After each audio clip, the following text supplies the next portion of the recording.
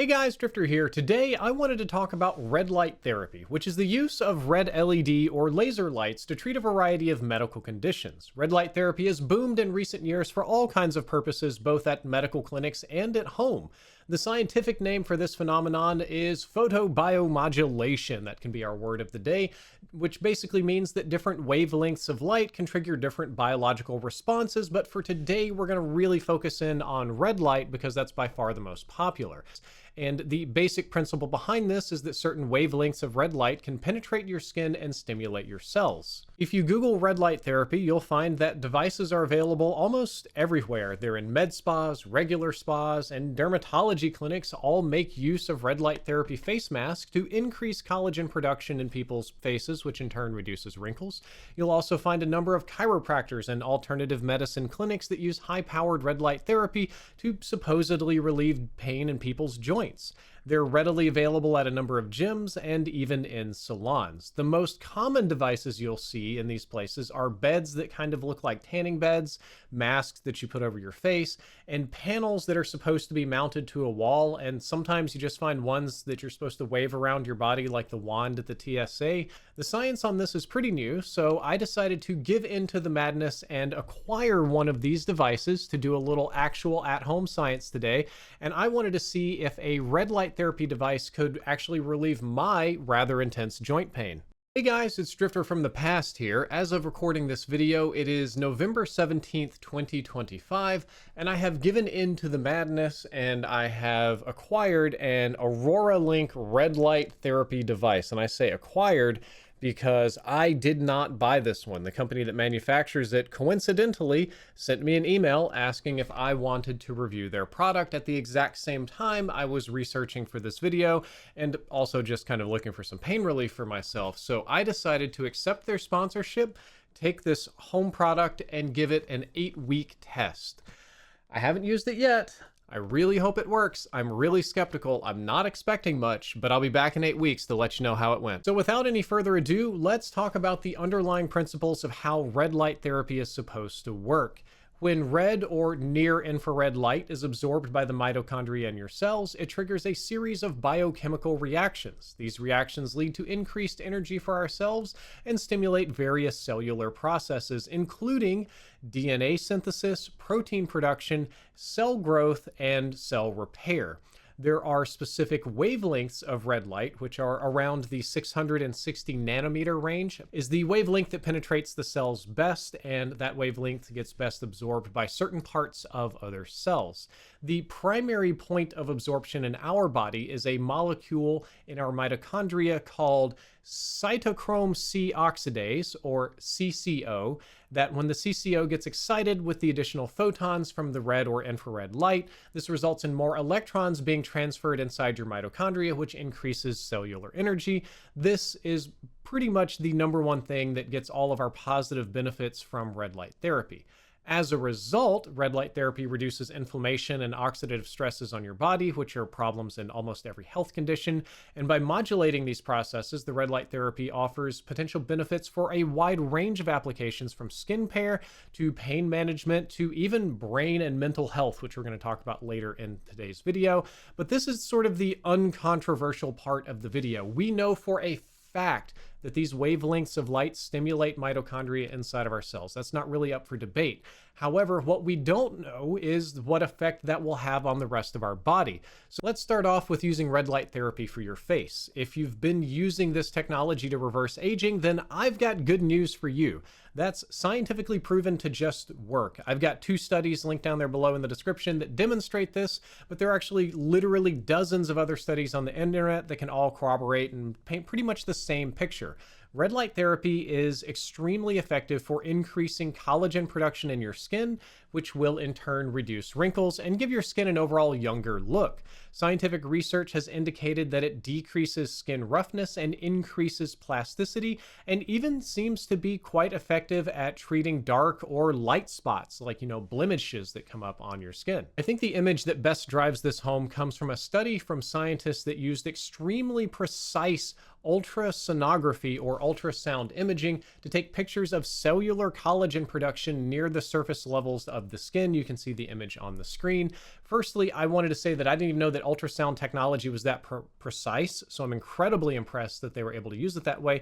And secondly, if you take a look at this image, it's very obvious that after 30 days of red light therapy treatment, there's a lot more collagen in the skin here. Like, this is a night and day difference. It's rare that you get a qualitative result in science that's so easy to see with your own eyes. And the study followed up with some images of the individuals that underwent testing so that you could see how much this collagen improvement would actually make in terms of their physical beauty and wrinkles on their skin. I call this the eyeballing test, but qualitative data absolutely does matter. And you can see that with just 30 days of red light therapy that this particular patient has undergone a significant reduction in wrinkles. Now, it's not all sunshine and rainbows. I do have a little bit of bad news for you about using red light therapy for this purpose, which is that the results are not permanent. You don't make your face permanently younger looking with a single regimen of red light therapy. Depending on the person, results begin to fade in about 30 to 90 days, so 3 months at a maximum. I suppose it's just your body returning to its natural state, so please keep in mind that the effects will wear off if you discontinue treatment. We also don't have that much scientific research about the long-term effects of red light therapy on your skin or your body as a whole. There's some longitudinal studies, but definitely not enough to say, 100% scientifically for sure that this would be healthy to use for your entire life. It could be healthy to use indefinitely. We currently don't have evidence that it's not, but right now we also don't have evidence that it is. Oh, and while I'm being negative, this would be a really good section to point out that you really shouldn't stare at the red lights at all. These are not regular lights from Party City, okay? They're at a certain wavelength that is not good for your eyes. So if you're using this technology, there's about a 90% chance you're probably going to be using it on your face. Be sure to get some eye covers or just keep your eyes closed or do whatever the medical professional recommends to not stare at the lights. Staring at the lights will make you go blind. Please do not stare at the lights. Oh, and while we're on the beauty section, I wanted to point out that there are some studies indicating that red light therapy can help regrow hair. More specifically, it can help regrow hair that was lost due to hormonal changes, not hair that was lost due to bodily injury like getting burned or ripped out or something. And with only limited initial research, some scientists have claimed that it's just as effective as minoxidil at reducing hair loss. Thankfully, none of us are experiencing hair loss and will never, ever need a product like that. There's a reason I don't turn around. Anyway, I want to move on and talk about usefulness on joint pain. So red light therapy is very good for facial collagen, for beauty and stuff like that. But I did find one study showing that it reduces chronic pain, but unfortunately the chronic pain returns after a few weeks of discontinued use. Of note, this is not an original study, but rather a meta-study of other experiments on red light therapy and joint pain relief. After a review of the literature, the scientists on this team concluded that of the 11 studies they utilized, 5 of them showed red light therapy reduces joint pain in a statistically significant way. 2 of them showed that it reduces joint pain in a statistically significant way, but only temporarily. And the remaining 4 studies either had no pain relief or not a statistically significant pain relief. It's also important to note that the scientists in this research project only wanted to choose high quality studies, with 6 of them being ranked excellent and 5 of them being ranked good. And their conclusion at the end of all of this is that red light therapy is likely to be an effective tool at relieving joint pain and reducing inflammation, especially given its low side effect profile.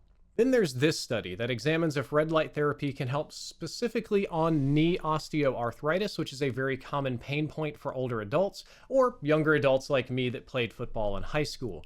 The scientists in this study found that red light therapy is moderately effective at treating some types of knee osteoarthritis, but not all of them. They believe that the mechanisms of action are threefold. Firstly, as we discussed before, red light therapy reduced inflammation in the knee. Secondly, it was able to reduce oxidative stress in the tissues around the knee. And then finally, it had a positive effect at stimulating cartilage growth and/or repair. So it appears to be doing 3 different but very beneficial things for your body. However, this study was very keen to point out its own flaws. It is once again a meta-study of many other studies, and the scientists doing this pointed out that the different studies use different amounts of time or different wavelengths of red light. The researchers in this paper highly encouraged other scientists to try to do more follow-up studies and find the optimal times and optimal wavelengths for pain relief. That isn't done yet. The researchers also wanted to point out that they noticed the greatest effect of pain relief if red light therapy is started early into the process of knee osteoarthritis, or if the current amount of damage is minor. Basically, if your arthritis is just starting, or if you've got acute minor pain, then this might be great. If you're a decade into arthritis, or you've torn something, a significant physical structure in there, then red light therapy probably isn't going to do a whole lot for you. I found another meta-analysis on red light therapy pain relief that focuses on rheumatoid arthritis, which is an extremely common arthritic condition, especially amongst old people.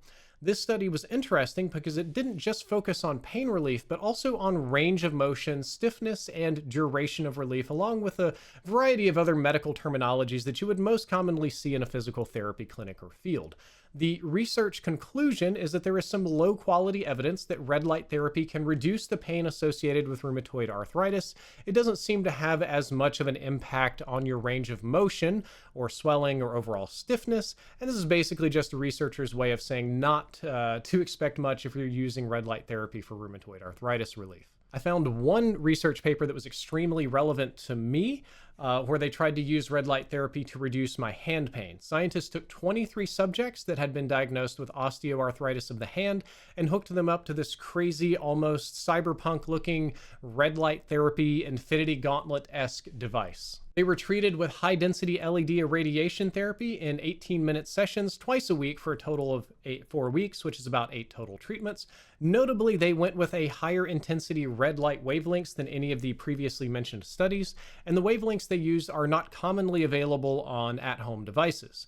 Scientists in this study noticed a statistically significant improvement in reporting pain at the end of treatment, and the same scientists also noticed improvements in the ring size, or the circumference of your finger, and sort of joint range of motion as well. And I think this is very important because the ring size indicates that collagen is growing back, and the increase in range of motion means that it is definitely collagen and not just swelling, because if red light therapy was making it bigger by swelling, that would be a bad thing. So as a person who is suffering from debilitating hand arthritis at the moment, I can assure you that improving range of motion might be more important for my day-to-day life than pain relief. However, while there were objective improvements here, they all still fell below the bar of being scientifically, statistically significant. One more thing I found kind of shocking about this study is that it showed that any and all of the improvements, statistically insignificant as they may be, occurred after as little as 4 weeks of other treatments. Now, I would be remiss not to mention that this technology has a lot of, we'll call, alternative uses. As a matter of fact, alternative medicine practitioners use this for acne, alopecia, wound healing, muscle recovery, seasonal affective disorder, sleep modification, and even attempts to treat mitochondrial diseases. Scientific research on this appears to be either minimal or entirely absent, but I did want to briefly touch on 2 things that red light therapy does seem to work on, which are hair loss and dementia, I guess 2 head things. There's been a couple of good studies that show that red light therapy can reduce hair loss. It doesn't necessarily regrow hair, but it does seem to significantly slow the rate of hair loss. And one that I found the most shocking is that red light therapy has a positive impact on dementia patients. It is actually backed up by a scientific paper researching the effects of photobiomodulation on patients with age-related cognitive declines. I would not have personally expected this result, but I can't argue against the people that have done the legwork to prove that it certainly does something positive. However, wound healing, muscle recovery, sleep, and specifically mitochondrial disorders are a much more mixed bag without as much clear science, at least not any clear science that I was able to find. That doesn't mean that red light therapy doesn't work on those things, but rather that not many people are testing it in a scientific manner, so we don't know for sure. Alright, so that was not the video that I was expecting to make. I genuinely was planning to bust open another medical pseudoscience scam like the raw milk video we did previously, but it seems like red light therapy has a wide range of scientifically backed medical uses. As a matter of fact, red light therapy seems to work well at restoring and maintaining facial collagen, so if you want to look younger and beautiful like me at age 42, it's one of the easiest and safest ways to do that on the market. Some things to keep in mind are the effects are somewhat temporary and will wear off after a couple of months of discontinued use, relatively minor, and the effects are milder than what most people would hope for. It's a great way to get some facial youthfulness returning, but it's not going to make you look decades younger. It doesn't seem to have any side effects unless you're staring directly into the red lights or crank the intensity up crazy high. It seems incredibly safe. And shockingly, red light therapy has shown promising early results on joint pain and knee osteoarthritis, and very limited results on rheumatoid arthritis or hand arthritis. Red light therapy definitely reduces people's reported pain, but we have sort of mixed results on their range of motion post-treatment pain, longevity, etc. And it's noteworthy here that scientists seem unsure as to what wavelengths and settings are necessary to get the best pain relief. The hand pain relief test indicated better results at higher wavelengths, but that's a single data point and not a trend.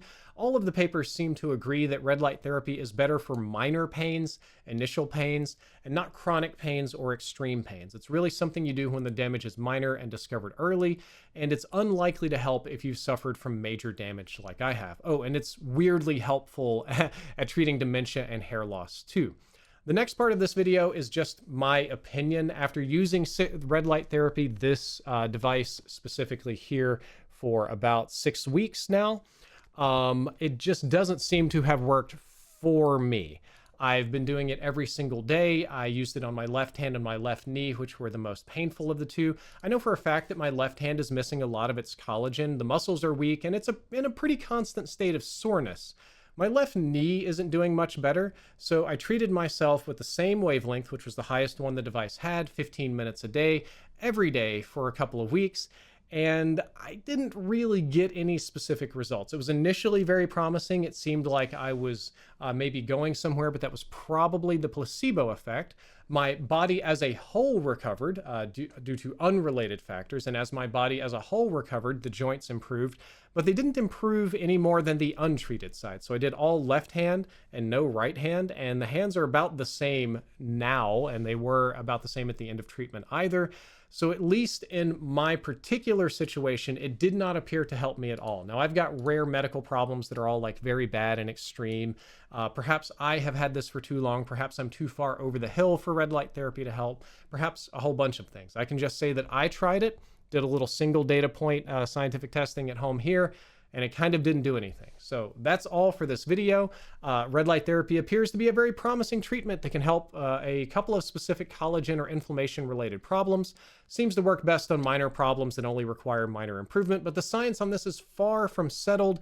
And if you want to use a red light therapy device, you shouldn't expect to be hurt because they're very safe, but you also shouldn't be expecting a miraculous cure of whatever ailments you might have.